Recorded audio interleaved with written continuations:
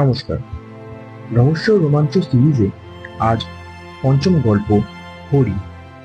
রচনা, গল্প পাঠ ও অন্যান্য চরিত্রে প্রদীপ বিশ্বাস। শুরু হচ্ছে হরি। গল্পে সমস্ত চরিত্র ও ঘটনা সম্পূর্ণ কাল্পনিক। বাস্তবে জীবিত বা মৃত কোনো ব্যক্তি অথবা কোনো ঘটনার সাথে এর মিল থাকলে তা সম্পূর্ণ অনিচ্ছাকৃত এবং কাকতালীয়।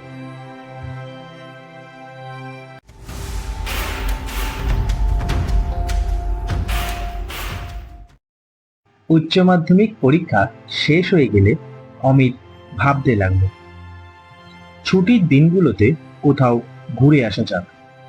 আর তখন মনে পড়ল ঝন্টুর কথা। তারা দুজনে একই স্কুলে পড়ে। ঝন্টুর মাসির বাড়ি অনেক দূরে এক গ্রামে। সেখানে যাওয়ার জন্য সে অমিতকে অনেকবার বলেছিল, কিন্তু সময়ের অভাবে কোনোবারই তা হয়ে ওঠেনি।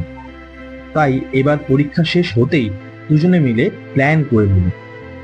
কবে যাবে, কিভাবে যাবে, সবই ঠিক হয়ে গেল। গন্তব্য অনেক দূরে। শিয়ালদা স্টেশন থেকে লোকাল ট্রেন ধরে যেতে হবে। তারপর সেখান থেকে রিক্সা করে প্রায় 15 মিনিট গেলেই ঝন্টু ছোট মাসির বাড়ি। যাওয়ার দিনও ঠিক হয়ে গেল।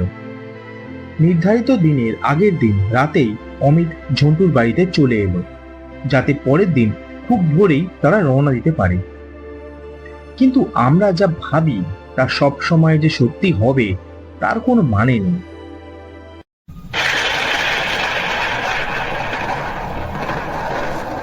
পরের দিন তাদের ঘুম ভাঙল মেঘের ডাকে। তারা মুখ ভার নিয়ে বিছানা ছাড়ল। অমিত প্রথমে ভেবেছিল সকালের জলখাবার খেয়ে তৈরি হতে হতে হয়তো বৃষ্টি থেমে যাবে, কিন্তু বৃষ্টি থামলো না। মনে হলো পুরো জগতের সমস্ত মেঘ এসে এখানেই জড়ো হয়েছে এবং ক্রমাগত হয়েই চলেছে।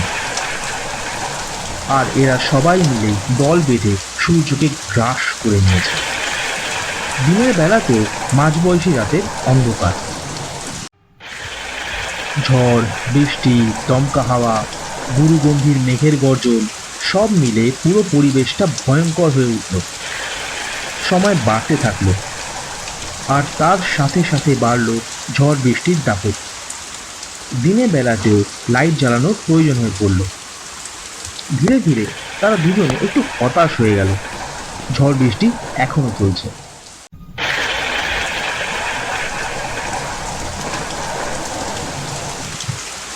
হঠাৎ করে নিজেদেরকে একটু চাঙ্গা করার জন্য ঝন্টু দৃপ্ত কণ্ঠে বলে উঠল, যখনই বৃষ্টি থামে থামুক, আমরা আজ মাসির বাড়ি যাবই, তাতে যত দেরি হোক না কেন। এতে অমিত উৎসাহিত হয়ে বলল, হ্যাঁ হ্যাঁ, আমরা যাব।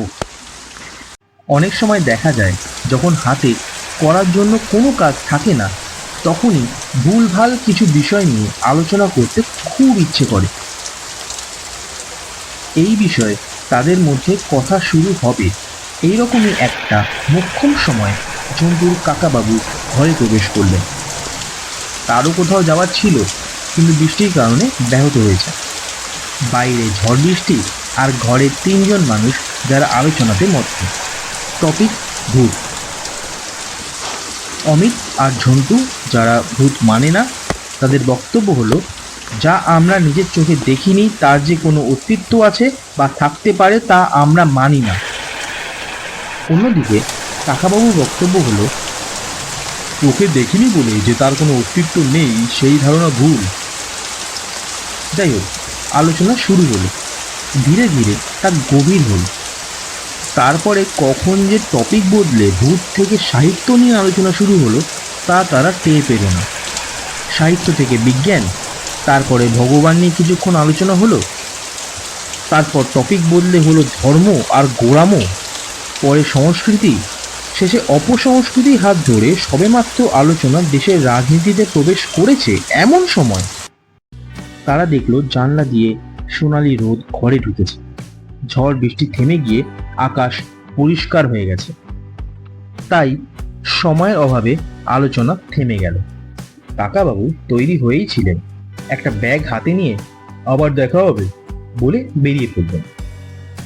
তারাও তৈরি হয়ে ব্যাগ গুছিয়ে সবার কাছ থেকে অনুমতি নিয়ে রওনা দিল। তারা যখন স্টেশনে নামলো তখন অনেক রাত। প্ল্যাটফর্ম একেবারে ফাঁকা। মনে হলো ট্রেনটা যেন এই দুজনকে নামানোর জন্যেই এখানে থেমেছে। ট্রেন চলে গেলে ঝন্টুর মনে পড়ল রাত 10টা বেজে গেলে আর কোনো রিক্সা পাওয়া যাবে না, তখন হেঁটে যাওয়াই হবে একমাত্র উপায়। হাতঘড়ি বলল রাত 10টা বাজতে আর 10 মিনিট বাকি। তারা স্টেশন থেকে যত দ্রুত সম্ভব নিচে নেমে এসে দেখল রিক্সা স্ট্যান্ড ফাঁকা, কোথাও কোনো রিক্সা নেই।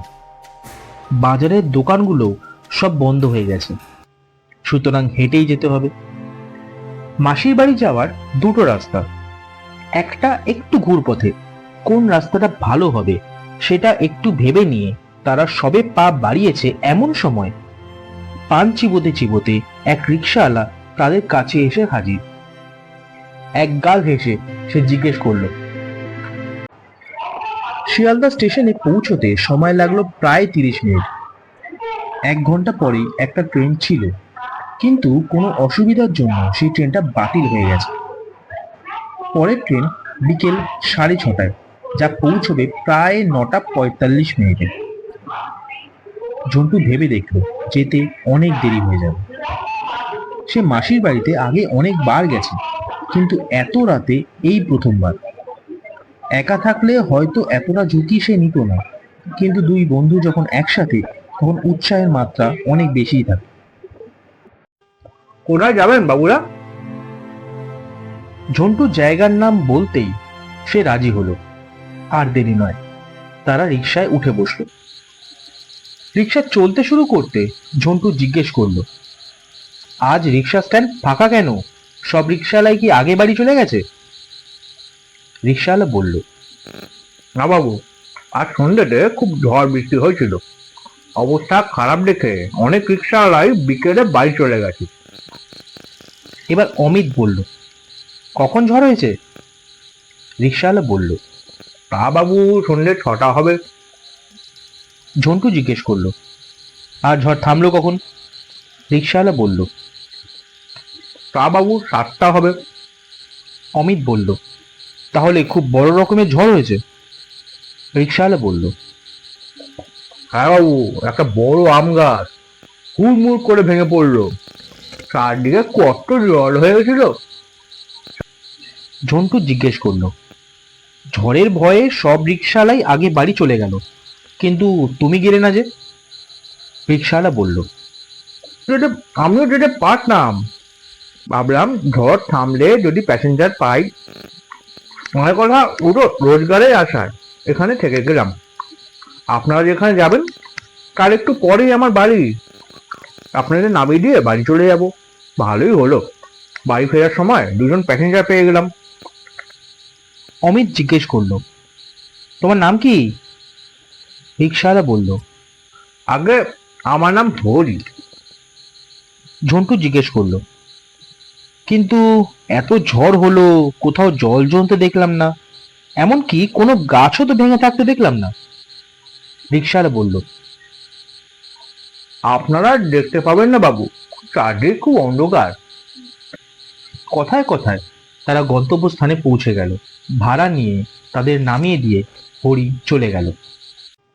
ঝন্টুর মাসির এক ছেলে, নাম গোপাল। অসিতের সাথেও তার পরিচয় ছিল। মাসির বাড়ি পৌঁছে হাত মুখ ধুয়ে সবাই গল্প করতে বসলো। কাছে পিঠে কোনো ঘুরতে যাওয়ার জায়গা আছে কিনা, থাকলে সেখানে যাওয়ার রাস্তা, এইসব বিষয় নিয়ে তারা আলোচনায় বসলো। কথায় কথায় গোপাল অমিতকে জিজ্ঞেস করলো, এত রাতে হেঁটে আসতে অসুবিধা হয়নি তো? অমিত বলল, আরে না না, আমরা হেঁটে আসবো কেন, আমরা তো রিক্সা করে এসেছি। গোপাল অবাক হয়ে জিজ্ঞেস করলো, রিক্সা কোথায় পেলে? ঝন্টু উত্তর দিল, হ্যাঁ গো, আমরা রিক্সা করে এলাম, রিক্সাওয়ালার নাম হরি। গোপাল চিৎকার করে উঠে বলল, হরি রিক্সা! অমিত অবাক হয়ে জিজ্ঞেস করলো, হ্যাঁ, কিন্তু এতে অবাক হওয়ার কি আছে? গোপাল বলল, আরে আজ 1 বছর হলো হরি মারা গেছে। অমিত আর ঝন্টু অবাক হয়ে একসাথে বলে উঠল, সে কি? গোপাল পুরো ঘটনাটা খুলে বলল। 1 বছর আগে আজকের দিনে সন্ধ্যে 6টা নাগাদ খুব ঝড় বৃষ্টি হয়েছিল। বিকেল থেকেই আকাশ কালো হয়ে গেছিল। অবস্থা খারাপ দেখে বেশিরভাগ দোকানদারই বিকেলে আর দোকানে যায়নি। আর যে রিক্সাওয়ালারা স্টেশনে ছিল তারাও চলে আসে। স্টেশনের কাছে একটা গুমটি ঘর আছে, যার পেছনে একটা প্রকাণ্ড আম গাছ ছিল। ঝড়ের দাপটে পুরো গাছটা হুড়মুড় করে ভেঙে পড়ে ওই গুমটি ঘরটার উপর। এত বৃষ্টি হয়েছিল যে চারদিক জলে ভরে গেছিল। প্রায় 1 ঘন্টা ধরে ঝড় বৃষ্টির দাপট চলতে থাকে। শেষে ঝড় থামলো, ধীরে ধীরে পরিবেশ শান্ত হলো। তারপর স্থানীয় কিছু লোক মিলে গাছ পরিষ্কার করতে গিয়ে দেখলো গাছের মোটা গুড়িটা গুমটির চাল ভেঙে পড়ে আছে, আর তার নিচে চাপা পড়ে রয়েছে হরি। আজ 1 বছর হলো, তাই তো আজ বিকেলে কোনো রিক্সাওয়ালা স্টেশনে যায়নি, আর ওই গুমটি ঘরটা আজও ভাঙা অবস্থায় পড়ে আছে।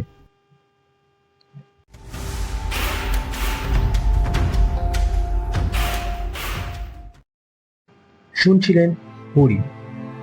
রচনা, গল্প পাঠ ও অন্যান্য ভূমিকায় প্রদীপ বিশ্বাস।